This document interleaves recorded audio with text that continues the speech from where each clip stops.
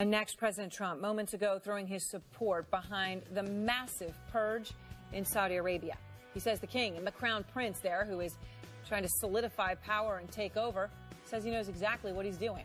And more questions than answers tonight in the brutal beating of Senator Rand Paul, a neighbor allegedly attacking him and breaking his ribs. What happened?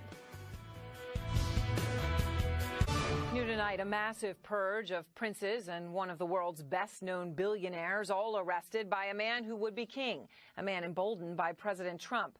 11 princes and nearly 40 current or former officials detained, reportedly being held at the lavish Ritz Carlton. This mass purge was reportedly up until 4 a.m., hanging out with the crown prince.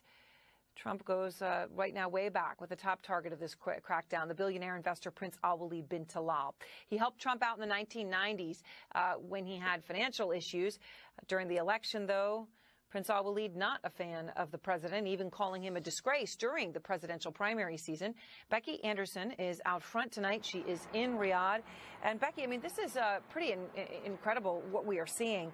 You know, some backers of the crown prince, the man who would or will soon be king, have said give him time. This is the right thing to do. He's getting rid of corruption. Look, he's letting women drive. And then on the other hand, a former U.S. senior intelligence official told me overnight, MBS, Mohammed bin Salman, is over his skis. I suspect he'll be out of power in the next few months. What do you make of what's next here?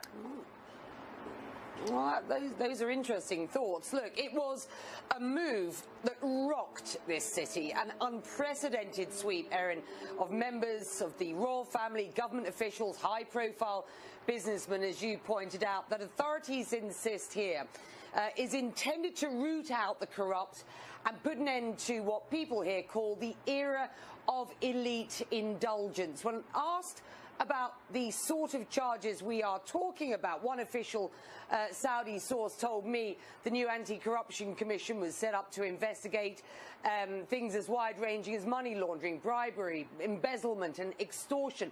And the same source also denied reports that those detained were opponents of the young crown prince, who of course heads up this anti-corruption commission. And in an exclusive interview earlier today, this is how the foreign minister responded to Mohammed bin Salman's critics, who say this is less about graft and more about a power play by a young prince, a young crown prince, turning the screws on those who oppose him. Have a listen. I say nonsense. Saudi Arabia has a zero policy when it comes to supporting terrorism and extremism. Saudi Arabia now has a zero policy when it comes to corruption and waste and mismanagement. And look, Erin, the Attorney General released a statement earlier saying all those suspected will have full access to legal resources, and the trials, he said, will be held in a timely and open manner for all concerned. And ominously, the statement went on to say this is not the end, but merely the start of a vital process to root out corruption where it exists. Erin?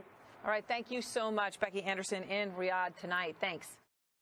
I mean, the story is stunning, right? This is America's biggest ally in the Middle East, no more important country. Out front now, former CIA operative and intelligence and security analyst for us, Bob Baer. I mean, Bob, this is incredible.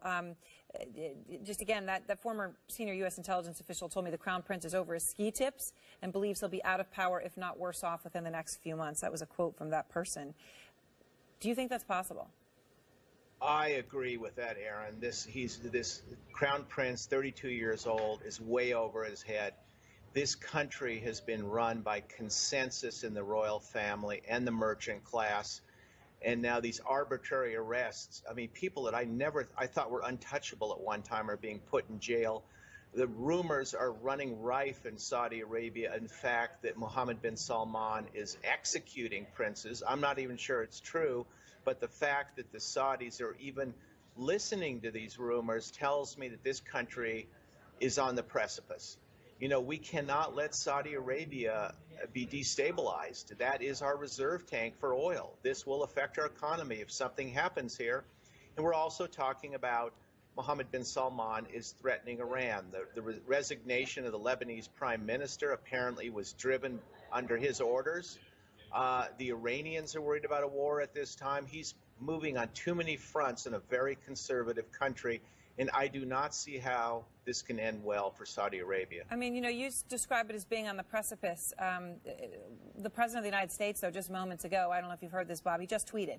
His tweet, "I have great confidence in King Salman," who is, I guess, technically still the king. Obviously, it seems the Crown Prince is running everything right now. And the Crown Prince of Saudi Arabia, he continued, "They know exactly what they're doing. Some of those they are harshly treating have been, quote, milking their country for years." That is a full-throated endorsement. He sent Jared Kushner over there on a quiet visit, what was it, last week. And apparently he and the Crown Prince, Mohammed bin Salman, were hanging out until 4 o'clock in the morning by some reports. This is a full-throated endorsement of what just happened by President Trump.